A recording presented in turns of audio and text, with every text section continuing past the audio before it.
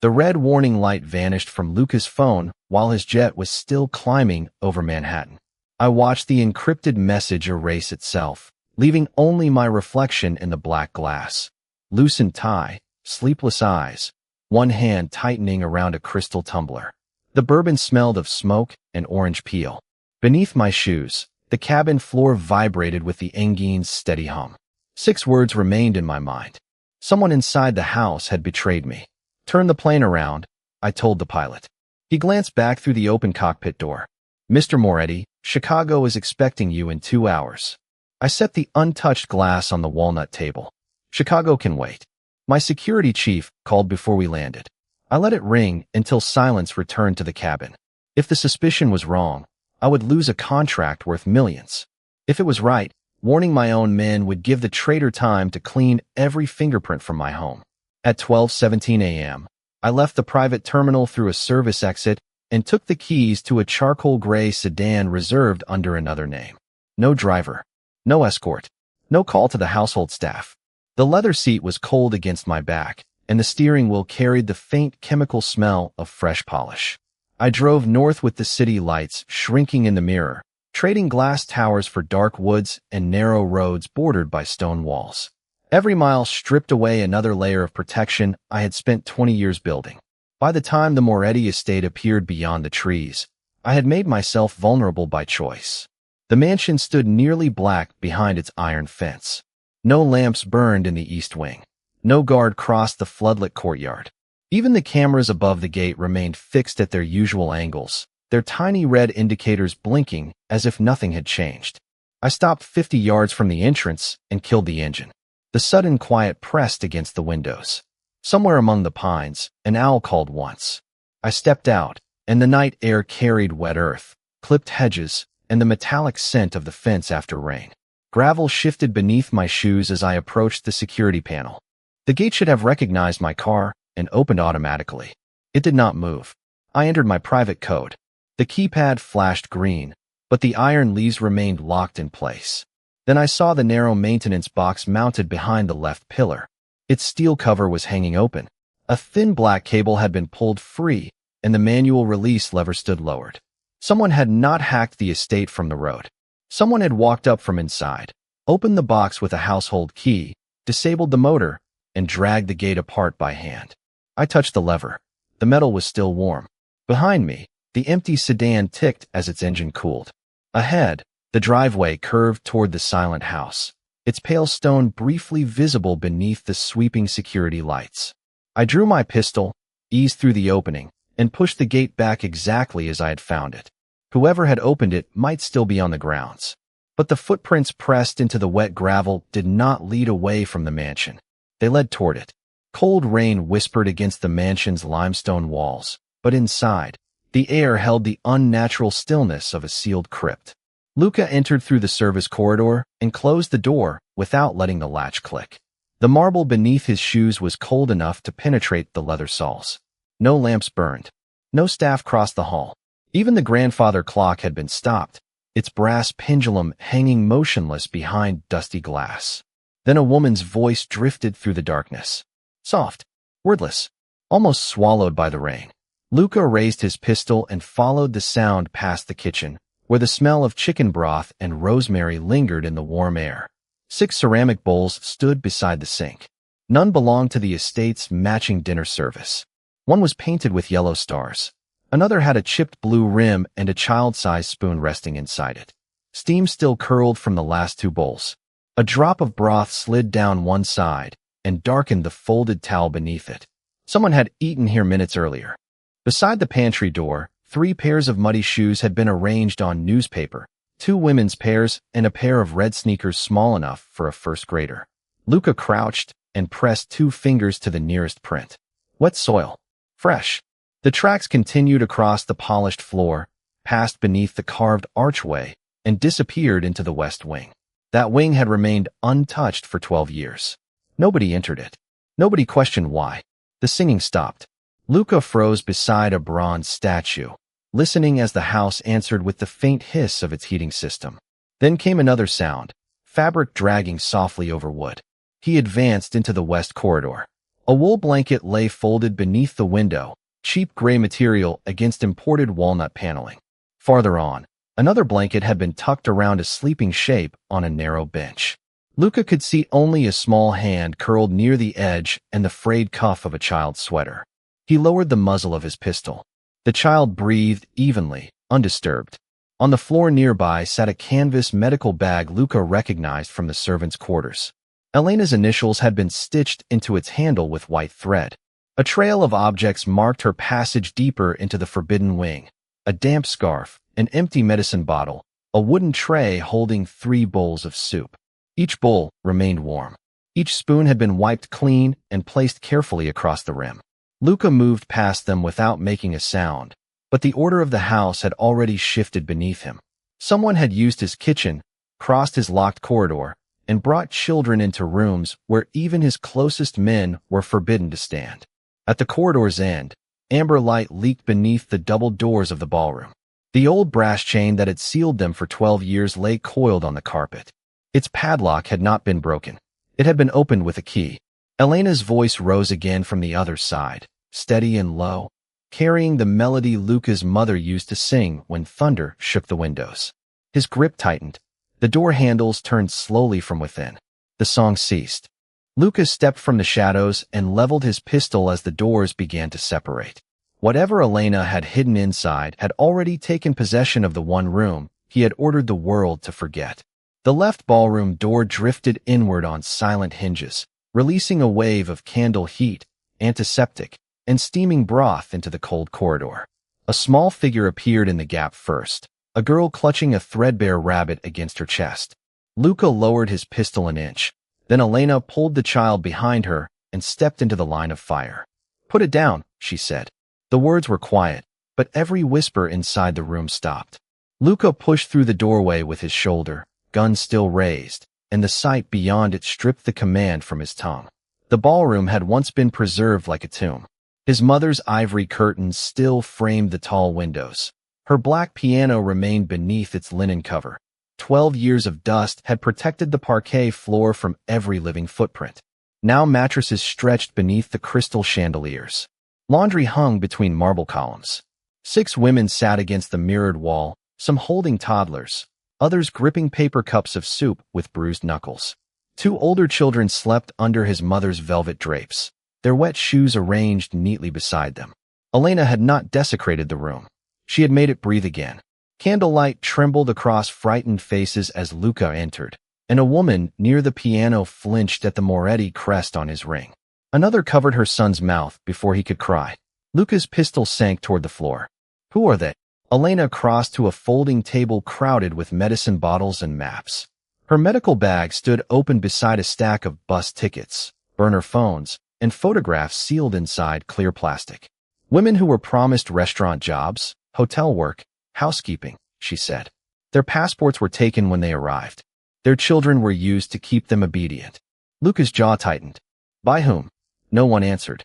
Elena lifted one photograph and placed it on the polished piano, directly beneath the portrait of Luca's mother. The image showed a warehouse near the river, its loading entrance guarded by 2 men Luca recognized from his organization. On a crate behind them was the insignia of one of his capo's transport companies. Luca stared at it without blinking. The room carried the faint medicinal sting of rubbing alcohol and the sour odor of rain-soaked coats. Somewhere under a blanket, an infant coughed. Elena opened a ledger. Payment dates, vehicle numbers, properties, and names covered the pages in precise handwriting. Several entries bore authorization codes used only within Luca's command. "Your capo runs the route," she said. "Your trucks move them. Your businesses wash the money." Luca snatched the ledger, turning pages faster until the paper rasped beneath his fingers. "You brought them into my home. There was nowhere else his men were afraid to search. This room was forbidden." Elena looked toward the children sleeping beneath the chandeliers. So was their freedom.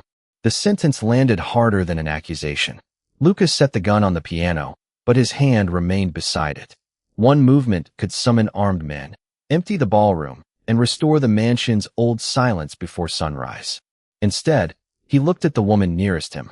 She recoiled from his ring again. In that small motion, Luca understood what his name had become beyond these walls. Elena closed the ballroom doors behind him.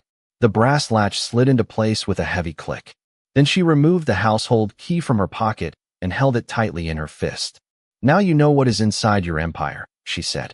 "The only question is whether you protect them, or protect the men who put them here."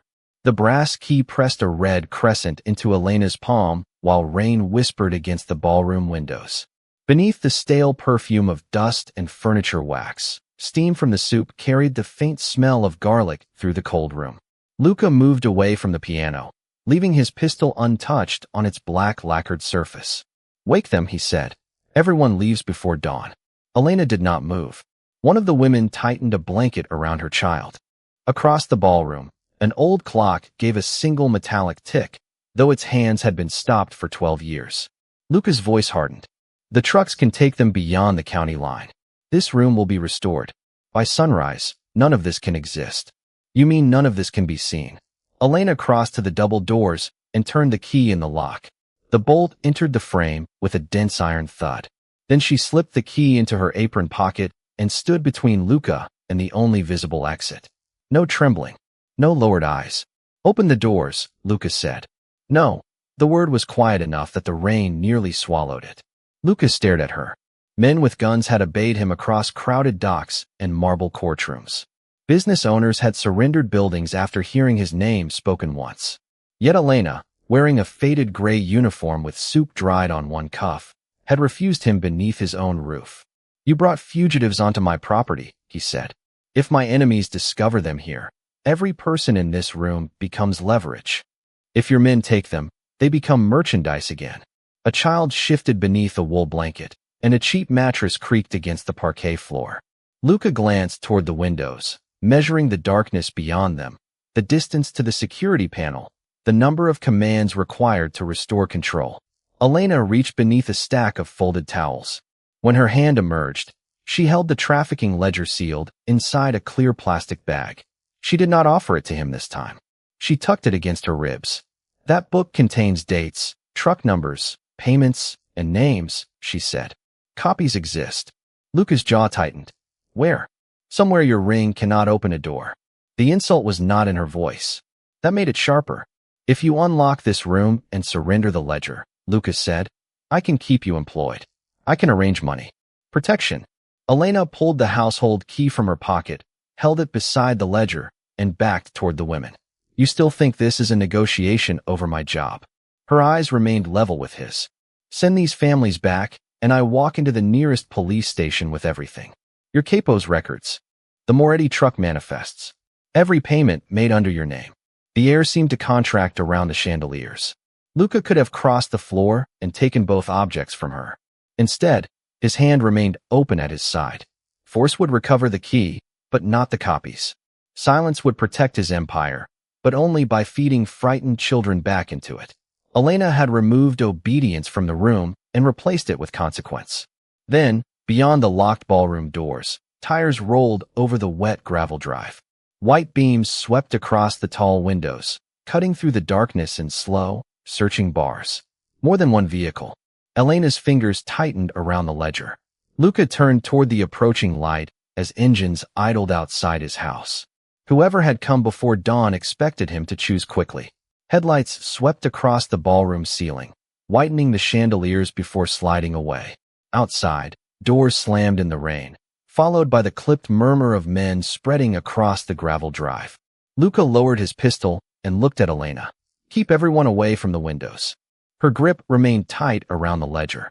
"What are you going to do?" A fist struck the mansion's front door 3 times. Not a guest's knock. A soldier's signal. Luca crossed the ballroom, but Elena caught his sleeve before he reached the doors.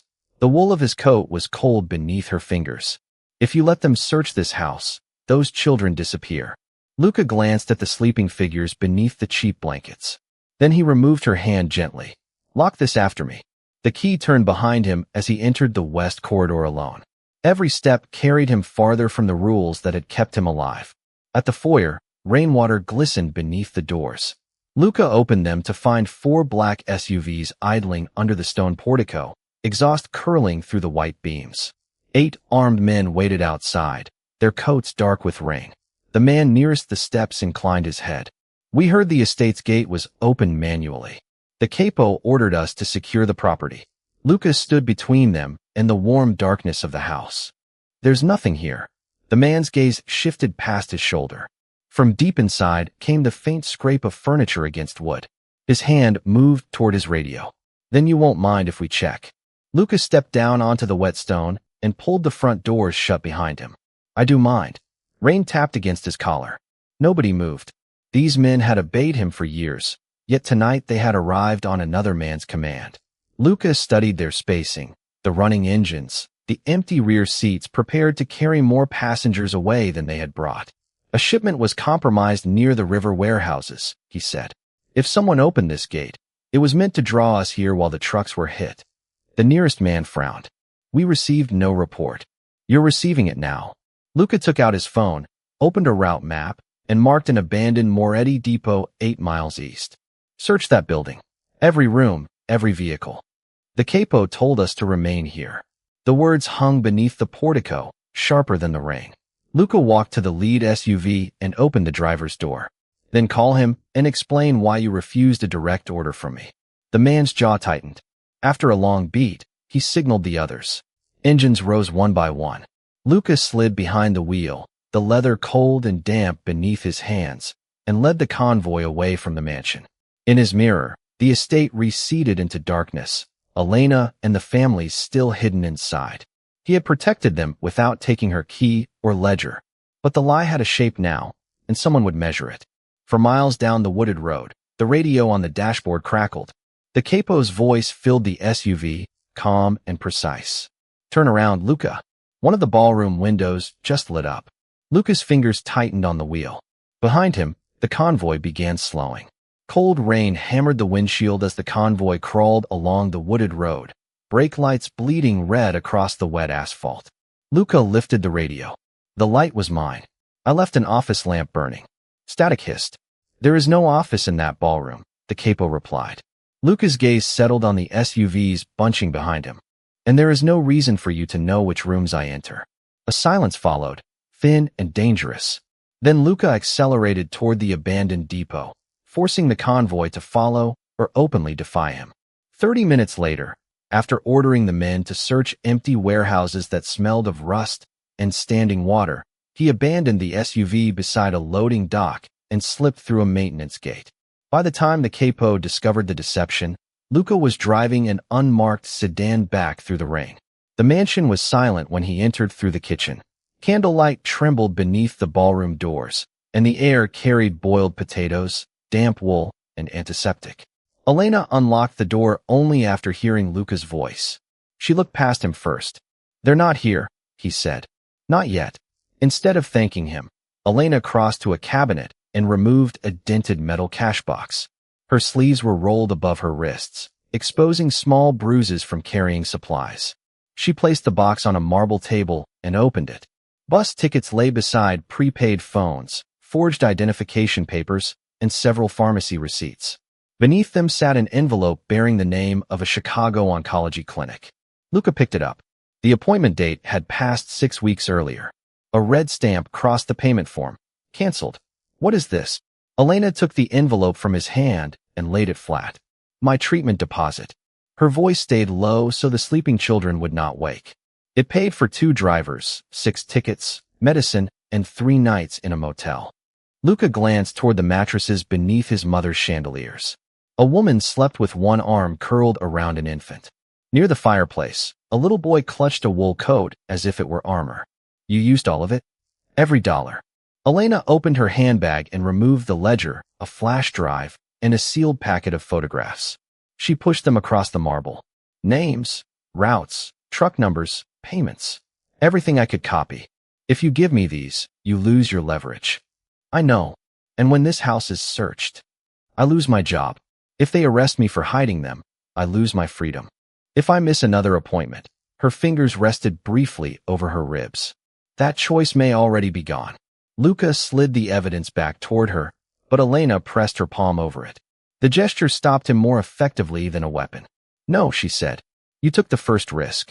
Now I take mine. She handed him the flash drive, then crossed the room and began waking the women one by one. Coats were buttoned. Medicine disappeared into canvas bags. Children were lifted from blankets without cries, practiced hands covering small mouths until they recognized friendly faces. Elena moved among them with no wasted motion, giving each family a ticket and a destination. There is an old service tunnel beyond the wine cellar, Lucas said. It reaches the road outside the eastern wall. Elena faced him. Then open it.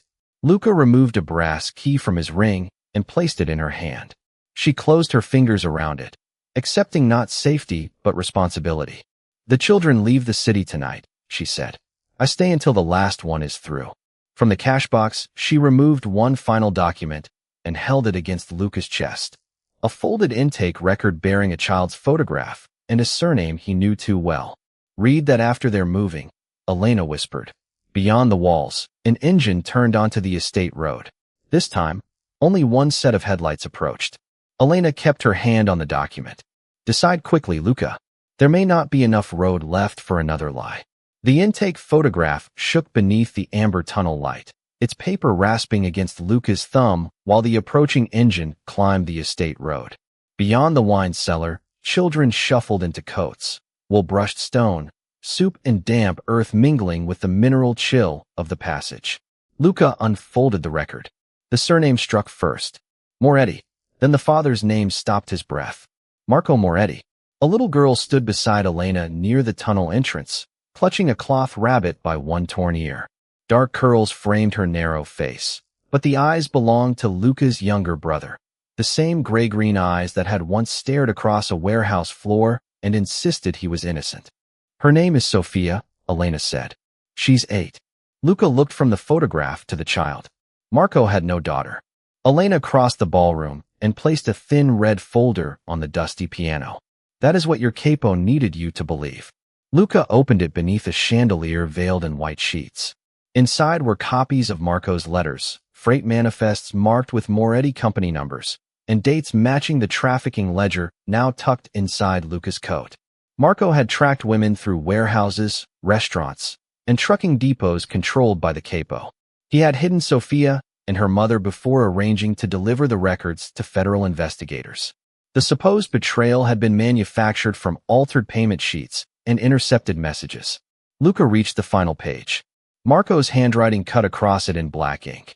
If Luca sees this, tell him I never sold the family.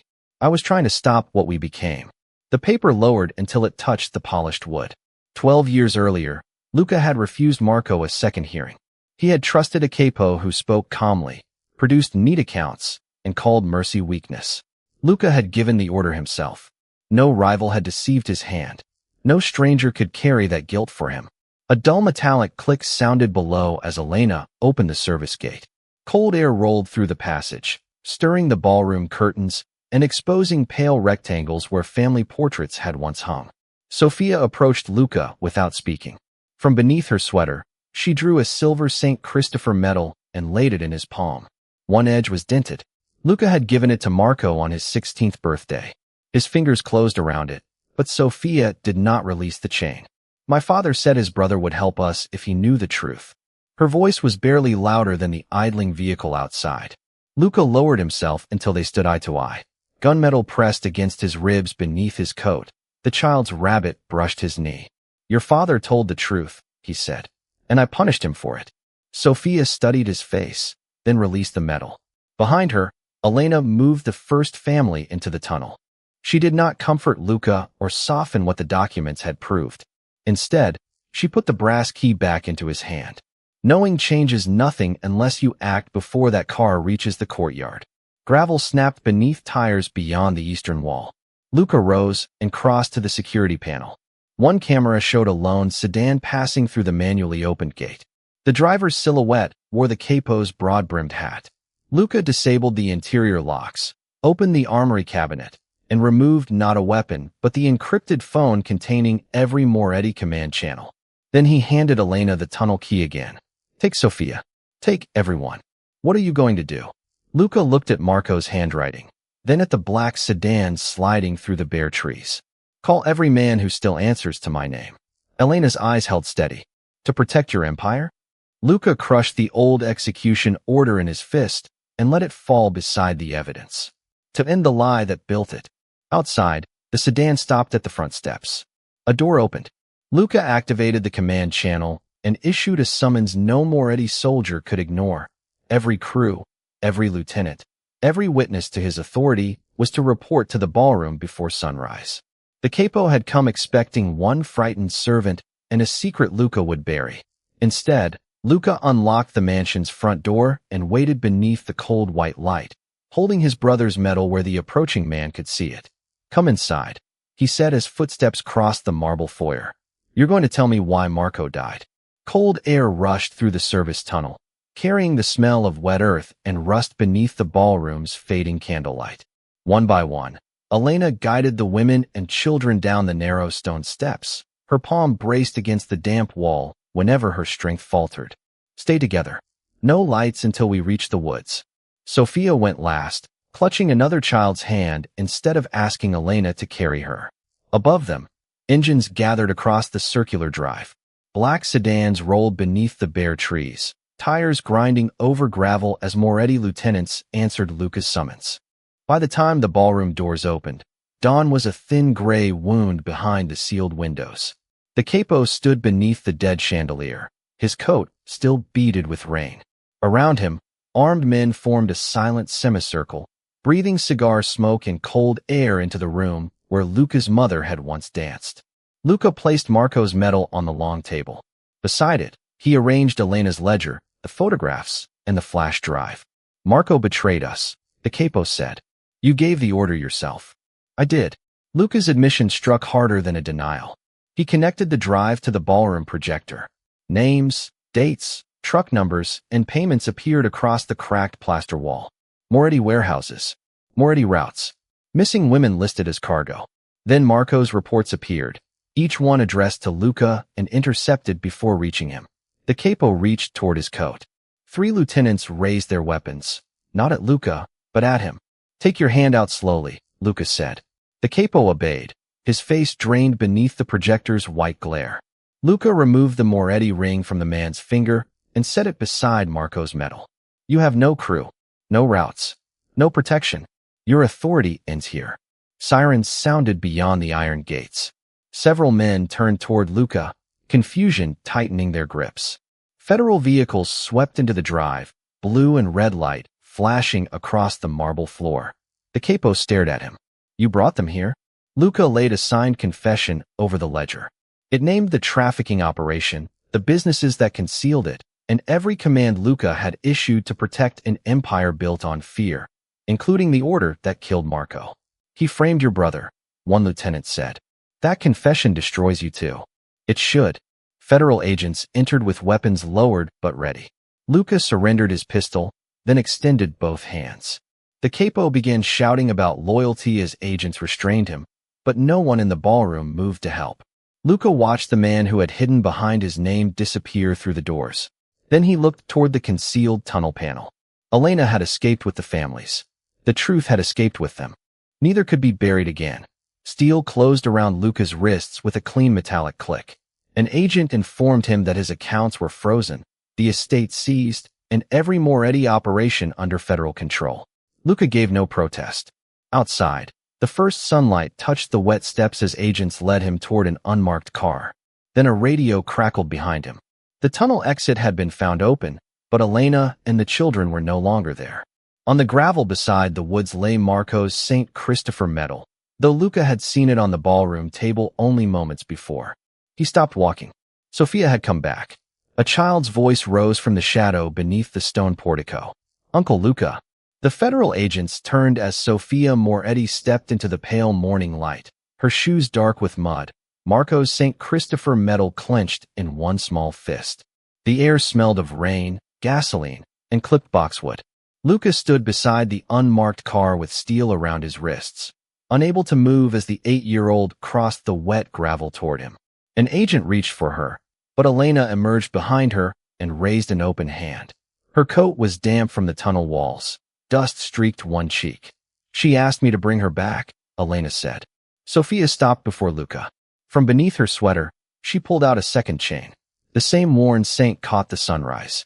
Luca looked toward the medal beside the woods, then back at the one in her palm. Elena bent and retrieved the first. Marco gave Sophia his medal before they took him, she said. The one from the ballroom was yours. He kept it with his reports because he believed you would listen when he finally put the truth in your hands. Luca's fingers curled inside the handcuffs. For years, he had believed Marco returned that gift in contempt. Instead, his brother had carried Luca's trust to the grave. But that was not what left him staring. Sophia placed Marco's medal around her own neck, then reached through the cold gap between Luca's wrists and pressed his medal into his palm. My father said you weren't born cruel, she whispered. He said you got lost. The driveway fell silent. Radios hissed softly. Water slipped from the roof in steady silver drops. Luca had expected hatred from Marco's child. He had prepared himself for Elena's condemnation, for prison doors, for a lifetime measured in locks. He had not prepared for an 8-year-old girl to return when she was finally safe, simply because she refused to let him enter captivity, believing his brother had died despising him. Elena stepped closer. The families are in federal protection. Every child is accounted for. Sophia wanted one thing before we left. Sophia lifted her chin. Tell the truth in court. All of it. Then keep telling it until no one can use our name to hurt people again. Luca closed his hand around the metal. Its edges bit into his skin. I will. His voice was rough, but it did not break. He turned to the lead agent. Add Marco's reports to my statement. No sealed testimony. No protected name. The victims get the truth before I ask for mercy. It was the first order Luca Moretti had ever given that stripped power from himself. The agent nodded and opened the car door. Before Luca entered, Elena removed the estate keys from her pocket and placed them in the federal evidence bag. Their eyes met across the damp morning. Not employer and servant, not ruler and subordinate, but two people who had paid unequal prices to stop the same evil. Sophia touched the metal at her throat. Luca bowed his head to her, then stepped into custody without looking back at the mansion. Months later, Elena completed treatment through the Victims' Restitution Fund, while the seized Moretti estate reopened as a protected residence for trafficking survivors. Luca's public testimony dismantled the remaining network and cleared Marco's name. He lost his empire and his freedom, but the house he had once ruled through fear became a place where locked doors opened outward. And that day, Luca Moretti finally understood that dignity begins where power kneels.